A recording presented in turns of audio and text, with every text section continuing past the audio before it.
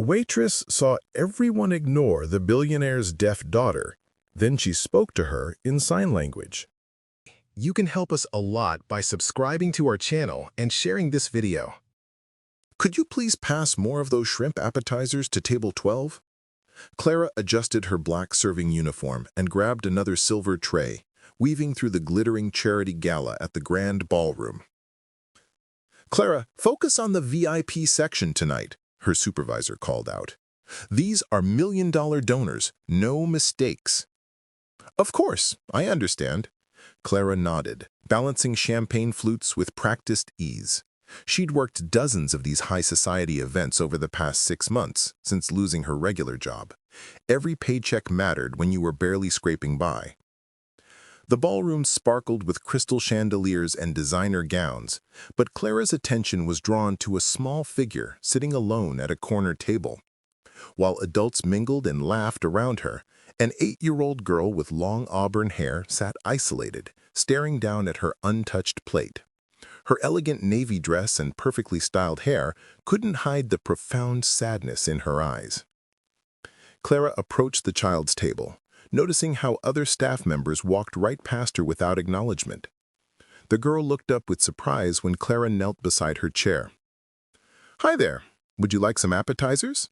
She signed while speaking, her hands moving gracefully through the familiar gestures. "I have chocolate-covered strawberries, too." The girl's eyes widened in amazement. Her small hands moved hesitantly at first. "You know sign language?" "I do. My childhood best friend was deaf, so I learned when I was about your age." Clara smiled warmly. "What's your name?" "Emma," she signed back, sitting up straighter for the first time that evening. "Nobody here talks to me." "Well, now you have someone to talk to. I'm Clara." She sat down in the empty chair beside Emma. "Are you enjoying the party?" Emma shrugged, but her posture had changed completely. "It's boring. All these people pretend I'm not here." Clara glanced around the room, noting how the adults gave the child's table a wide berth. "Sometimes grown-ups don't know how to communicate with amazing kids like you. That doesn't mean you're invisible." "Really?" Emma's hands moved more confidently now. "You think I'm amazing?" "Absolutely. You're probably the smartest person in this whole room." Clara handed Emma a chocolate strawberry. "Tell me, what do you like to do for fun?" For the next 20 minutes, whenever Clara could steal a moment between serving other tables, she returned to Emma. She learned about Emma's love of art, her collection of stuffed animals, and how much she missed her mother. Each time Clara approached, Emma's face lit up with genuine happiness. "Clara," her supervisor voice cut through their conversation, "you're needed at the main bar." "I have to work now, but I'll come back soon, okay?" She signed to Emma. "Promise?" Emma's small hands asked hopefully. "I promise, sweetheart." From across the ballroom, a tall man in an expensive black tuxedo had been watching every interaction. Alexander Stone stood frozen, holding an untouched glass of wine, witnessing something he hadn't seen in over a year, his daughter genuinely smiling and engaging with another person. The sight filled him with a mixture of hope and an aching pain that never seemed to leave his chest. "Daddy, look, she can talk with her hands like me." Emma's excited signing caught Alexander's attention as he approached their table, having watched the magical interaction from across the ballroom. "I see that, sweetheart." Alexander's voice carried a mixture of wonder and something deeper, a pain that had lived in his chest for over a year. He looked at Clara, who was clearing empty plates nearby. "Excuse me, miss." Clara turned around, immediately recognizing the expensive tailoring and commanding presence. Her heart sunk, assuming she was about to be reprimanded. "Oh no, I'm so sorry, sir. I know I was spending time chatting instead of just serving. I'll get back to work immediately." "No, please don't apologize." Alexander raised his hand gently, his expression softening. "I'm Alexander Stone, Emma's father. What you just did, that was incredible." "Your daughter is wonderful," Clara replied, still uncertain about his intentions. "She's been sitting alone most of the evening, so I thought—" "Most people don't think," Alexander interrupted, his jaw tightening slightly. "They see her hearing aids, notice she uses sign language, and they simply look away. His voice carried the weight of countless similar situations. You're the first person in months who's made her smile like that. Clara studied his face, noticing the dark circles under his eyes and the way his shoulders seemed to carry an invisible burden. She mentioned missing her mother. I'm very sorry for your loss.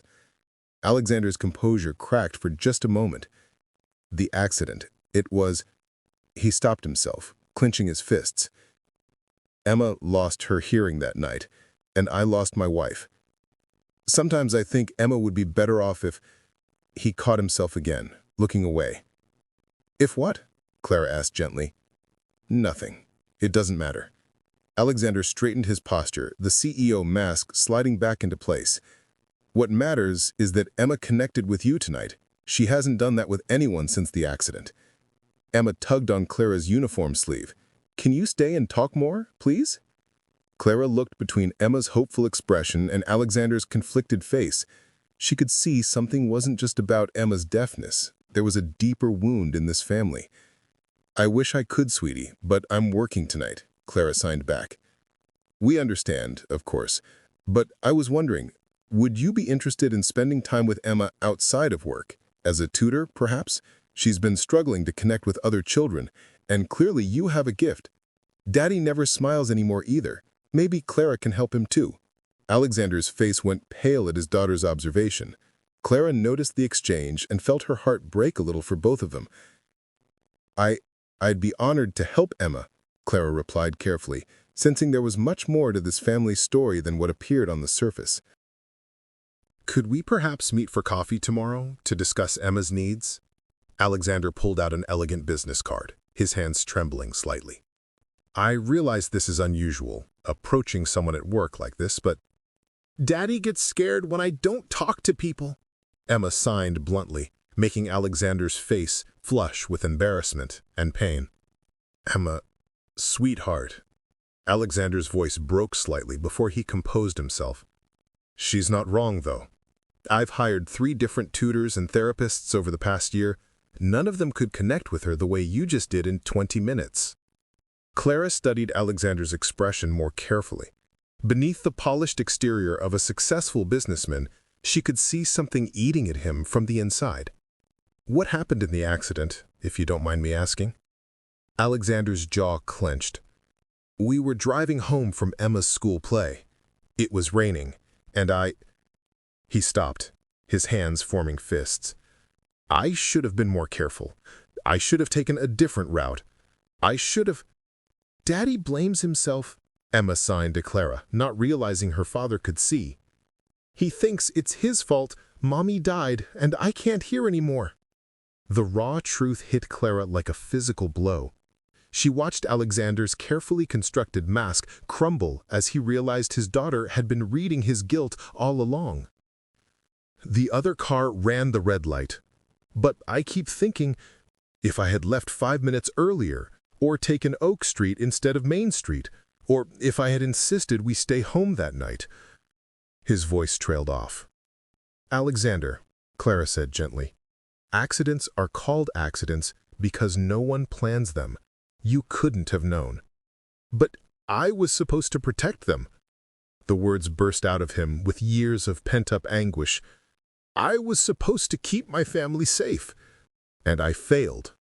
Now Emma pays the price every day for my failure. Clara felt tears welling in her eyes as she understood the full picture. Emma wasn't just struggling with deafness and grief, she was unconsciously protecting her father from more guilt by withdrawing socially. I learned sign language because my best friend Sarah was born deaf, but I also learned something else from her family. Healing happens when we stop carrying guilt that doesn't belong to us. Alexander looked up sharply. What do you mean? I mean, Emma needs her father to forgive himself so she can feel safe being happy again. Clara glanced at Emma, who was watching their conversation intently. Please, Daddy, Emma signed hopefully. I like Clara. She makes me feel normal. Alexander's eyes filled with tears he'd been holding back for months. Clara, I'll pay you whatever you ask. Just, please, help us. Welcome to our home, Clara. Alexander opened the massive oak doors to reveal a stunning mansion that felt more like a museum than a family residence. Emma, why don't you show Clara to the playroom? It's not really a playroom anymore, Emma sighed sadly as she led Clara down a long hallway lined with family portraits. Daddy put away most of my toys after Mommy died. He says they make too much noise. Clara noticed how Emma moved quietly through the house, as if trying to make herself invisible. When they reached what had once been a vibrant children's space, Clara saw shelves of books arranged perfectly, art supplies organized but unused, and toys stored in neat containers rather than scattered around for play. Emma, do you miss playing with your toys? Clara asked gently. I want to, but Daddy looks sad when I'm too happy. So I try to be quiet and good so he doesn't feel worse. Clara's heart ached as she realized the full extent of the damage. Emma wasn't just dealing with her own grief and hearing loss. She was unconsciously suppressing her natural childhood joy to protect her father's fragile emotional state. When Alexander returned from his home office, Clara observed his behavior carefully.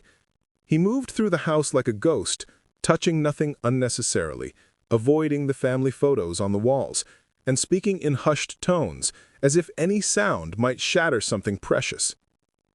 How has Emma been progressing with her previous tutors? Clara asked, as Emma colored quietly at the kitchen table.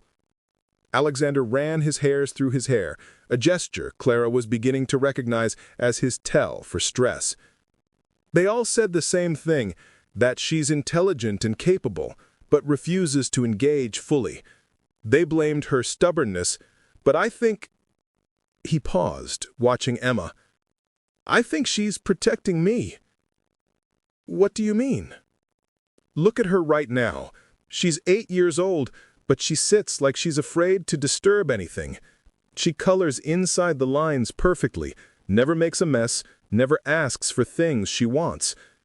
Alexander's voice cracked. She's trying to be the perfect child because she thinks any problem she has will hurt me more. Clara watched Emma carefully erase a tiny mark that had gone slightly outside the lines. And you're doing the same thing, aren't you? Trying to be the perfect father by removing anything that might remind you both of happiness. Alexander's face went pale. I don't know what you mean. When was the last time you laughed in this house? When did you last play music or let Emma make noise or mess? Clara's voice was gentle but direct. You're both tiptoeing around your grief instead of healing from it. I can't, Alexander whispered. Every time I feel happy, I remember that she's gone because of me. How can I deserve joy when my decisions cost Emma her mother and her hearing? Emma looked up from her coloring, having felt the vibration of her father's emotional distress from the table. She reached over and patted his hand, trying to comfort him even as tears formed in her eyes. Clara realized she wasn't just there to teach sign language. She was there to heal a family trapped in a cycle of guilt and protection. Alexander, can I ask you something? Clara sat across from him in his study while Emma napped upstairs after their third day together. Do you think your wife would want Emma to stop being a child because of what happened? Alexander looked up from the financial reports he'd been pretending to read. What do you mean? I mean, if your wife could see Emma right now, afraid to laugh, afraid to play, afraid to be messy or loud or joyful, what would she think? Clara leaned forward gently. Would she blame you, or would she want you to help Emma find her happiness again? Alexander's hands trembled as he set down his papers. Sarah always said Emma's laughter was the most beautiful sound in the world. Even when Emma was a baby crying at 3 in the morning, Sarah would say she was just practicing her voice for all the singing she'd do later. And now? Now, there's no laughter in this house at all, Alexander whispered. But how can I encourage Emma to be happy when I'm the reason her mother isn't here to share it? Clara moved to sit beside him. Alexander, I need you to listen to me very carefully. That drunk driver who ran the red light, he made the choice to drink and drive. You made the choice to take your family to see Emma's school play because you're a loving father. Those are not the same thing. But if you had stayed home, Emma would have missed her school play, and you'd be wondering what if for the rest of your life about that too. Clara's voice was firm but compassionate. Guilt isn't logic, Alexander. It's just pain looking for someone to blame. Alexander was quiet for a long moment. The last thing Sarah said to me in the hospital was, "Take care of our baby girl." But I don't know how to do that when everything I try feels wrong. You start by forgiving yourself, enough to let Emma be a child again. She's been watching you punish yourself for over a year, and she thinks that's what grief is supposed to look like. She's copying your behavior because she loves you. From upstairs, they heard the sound of Emma's footsteps, unusually loud and hurried. She appeared in the doorway, signing excitedly. "Clara, I had the best dream. Mommy was there, and she was laughing because I was teaching her new signs." Alexander's eyes filled with tears, but for the first time, Clara saw a flicker of something other than pain. "What did you teach her in the dream?" Emma's hands moved enthusiastically. "I taught her the sign for proud because she said she was proud of how brave I've been. And then she told Daddy something too." Alexander leaned forward. "What did she tell me, sweetheart?" "She said to stop being so scared of being happy. She said happiness doesn't mean forgetting, it means remembering all the love." Alexander broke down completely, pulling Emma into his arms for the first time in months without holding back his emotions. "Daddy, can we go to the park today? The one with the big swings?" Emma signed enthusiastically over breakfast, her newfound confidence growing stronger each day. Alexander hesitated, instinctively reaching for his usual excuses about work and safety, but caught Clara's encouraging look. "You know what? Yes, let's go to the park." "Really?" Emma's face lit up with pure joy. "Can Clara come too, please?" "Of course I can come," Clara smiled, watching Alexander's internal struggle play out across his features. She could see him fighting the voice that told him happiness was betrayal. At Riverside Park, Alexander pulled on a baseball cap and sunglasses, his usual disguise to avoid recognition. But as Emma ran toward the playground, Clara noticed something different in his posture. "She's been asking to come here for months. I kept saying it was too dangerous, too crowded, too alive." Emma called out from the monkey bars, waving excitedly at her father.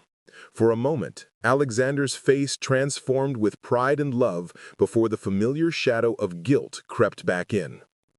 "Alexander, look at her," Clara said gently. "She's not just playing, she's glowing. This is what healing looks like." "I know, but every time I see her happy, I think about all the moments Sarah is missing. Emma's first day of school, her lost tooth last month, this moment right now." His voice broke slightly. "And what do you think Sarah would say if she knew you were choosing guilt over celebrating those moments with Emma?" Emma ran over, slightly out of breath and beaming. "Daddy, did you see how high I went on the swings? I felt like I was flying." Alexander knelt down to Emma's level, and for the first time in over a year, he allowed himself to match his daughter's enthusiasm. "I saw, sweetheart. You were amazing. Do you want to go even higher?" "Yes! And Clara, you have to try the slide. It's so fast." As Clara let Emma pull her toward the playground equipment, she heard something that made her heart soar. Alexander's genuine laughter as Emma nearly knocked him over with excitement. When they stopped for ice cream afterward, Emma insisted on getting 3 cones, one for each of them. "This is like a real family," she signed contentedly, chocolate smeared on her cheek. The comment hit both adults like lightning. Clara felt her cheeks flush, while Alexander stared at his daughter with a mixture of wonder and something that looked remarkably like hope. Emma, Alexander signed carefully. Is that what this feels like to you? Like a family? Emma nodded vigorously. When Clara is here, you smile more, Daddy, and I don't feel scared to be loud or messy. It feels like before, but different. Like maybe it's okay to be happy again. Alexander met Clara's eyes over Emma's head, and she saw something that made her breath catch. He wasn't just grateful anymore. There was something deeper, warmer, and infinitely more dangerous growing in his expression. Clara, watch this. Emma signed excitedly, performing a perfect cartwheel in the mansion's backyard. 3 weeks had passed, and the house that once felt like a tomb now echoed with laughter and life. That was incredible, Clara applauded, then noticed Alexander watching from his office window, a genuine smile spreading across his face instead of his usual worried frown. When Alexander joined them outside, Emma ran to him with mud on her dress and grass in her hair, something that would have sent him into a panic of guilt just weeks before. "Daddy, Clara taught me how to do cartwheels. Want to see?" Emma didn't wait for an answer before launching into another enthusiastic tumble. "She's become fearless again," Alexander said quietly to Clara, his voice full of wonder rather than worry. "I had forgotten how brave she was before." "She was always brave," Clara replied, watching Emma attempt a handstand. "She just needed permission to show it again."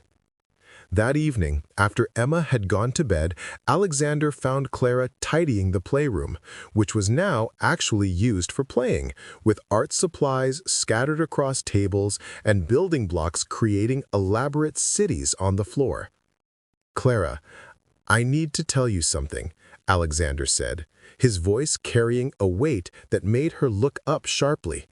"What you've done for us, it's beyond anything I could have imagined." "Alexander, no, please let me finish." He stepped closer, his eyes intense.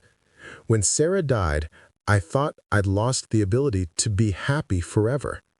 I thought that was my punishment for failing to protect her. But these past weeks, watching Emma bloom again, seeing her laugh and play and be the incredible child she's always been," Clara felt her heart racing as he continued. "I realized guilt wasn't honoring Sarah's memory. It was destroying it. Sarah loved our family's joy more than anything. By refusing to let Emma be happy, by refusing to let myself feel anything but pain, I was erasing everything Sarah fought to build with us." "You've learned to forgive yourself," Clara whispered. "Because of you. You didn't just teach Emma to communicate better, you taught us both that healing doesn't mean forgetting. It means loving the people we still have enough to live fully again." Alexander reached out, gently touching Clara's cheek.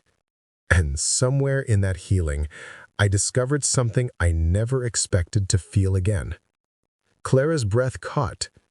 "Alexander, I've fallen in love with you, Clara. Not just because you saved Emma, but because you saved me too. You gave us back our family, and then you became part of it." Emma appeared in the doorway in her pajamas, having noticed the living room lights were still on. She took one look at her father and Clara standing close together, their faces full of emotion, and signed with delighted certainty, "Are you two going to get married?" Both adults turned red, but neither stepped away from each other. For the first time in over a year, Alexander Stone felt completely, joyously, and guilt-freely happy. "Daddy, look! We made the newspaper!" Emma ran into the kitchen waving her tablet, her face bright with excitement before confusion replaced her smile. "But why do they look angry in these pictures?" Clara's blood turned to ice as she saw the headline screaming across the gossip website, "Billionaire CEO's Secret Romance with Event Waitress." Below it, a series of paparazzi photos showed their perfect family day at the mall, Alexander pushing Emma on the carousel while Clara laughed beside them, the three of them sharing cotton candy, Alexander's arm protectively around Clara's shoulders as Emma held both their hands. "Oh my God," Clara whispered, her phone suddenly buzzing with dozens of calls and text messages. "Alexander, I'm so sorry. I never meant for this to happen." Alexander's face had gone pale as he scrolled through the article. Stone Industries CEO caught in scandalous affair? Questions arise about the appropriateness of the relationship. Sources close to the family express concern about the gold digger targeting the grieving widower. "They're saying horrible things about Clara," Emma sighed angrily, having read parts of the article. "They called her mean names." Clara's phone rang again, her sister's number. With trembling hands, she answered. "Clara, are you okay? These reporters have been calling everyone we know asking questions about you and some billionaire." "I have to go," Clara said abruptly, hanging up and grabbing her purse. "Alexander, I'm so sorry. I never meant for this to happen." "Clara, wait!"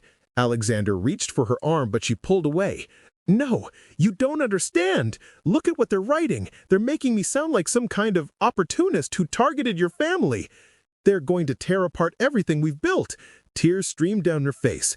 Emma was finally happy again, and now— "Where are you going?" Emma signed frantically, sensing the panic in the room. "I just need some space to think. I never wanted to hurt your family." "But you're part of our family now," Emma protested, tears starting to form in her eyes. Clara's heart shattered as she looked at Emma's confused and frightened expression. Without another word, she bolted for the door, leaving Alexander calling after her and Emma crying in confusion.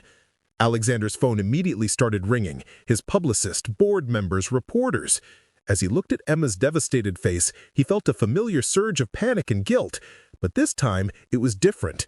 This time, he wasn't going to let fear destroy what mattered most. "Daddy, is Clara coming back?" Emma sighed through her tears. "Yes, sweetheart," Alexander said with fierce determination, pulling Emma into his arms. "I promise you, Clara is coming back, and this time I'm going to fight for our family." He grabbed his keys and turned to the housekeeper. "Mrs. Rodriguez, please stay with Emma. I'm going to find Clara and bring her home." Alexander searched for 2 hours, driving to Clara's apartment building, the park where they'd shared ice cream, and every coffee shop in between. Finally, he found her sitting alone on a bench at Riverside Park, staring at the playground where Emma had laughed so freely just days before. "Clara," he said gently, sitting beside her without invitation. "You shouldn't be here," she whispered, not looking at him. "There are probably photographers watching us right now. I've already ruined your reputation enough." "Do you really think I care about my reputation more than you?" Clara finally turned to face him, her eyes red from crying. "Alexander, those articles, they're calling me a gold digger, a homewrecker, someone who preyed on your grief. What if they're right? What if I unconsciously—" "Stop." Alexander's voice was firm. "Clara, look at me." When she met his eyes, he continued with an intensity that took her breath away. "For over a year, I lived in hell. I punished myself every single day for failing to protect my family.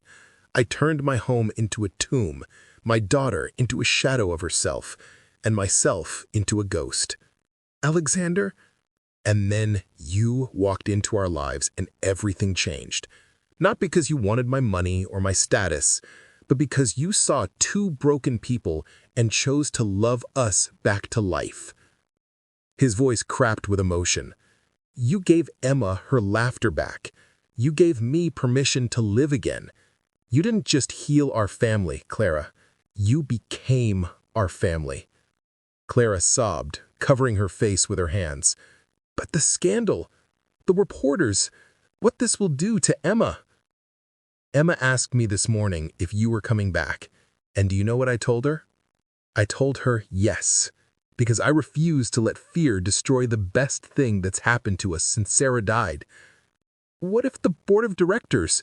The board can find a new CEO if they want. Emma can't find another Clara." Alexander cupped her face in his hands.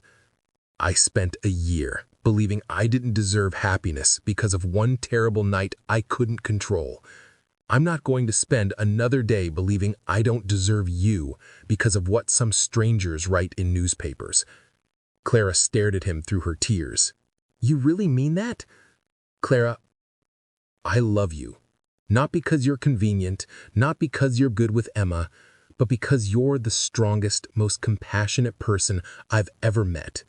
You saved us when no one else could, and now I want to spend the rest of my life showing you how grateful I am that you exist. Before Clara could respond, Alexander kissed her with all the desperation and love of a man who had almost lost everything twice and refused to let it happen again.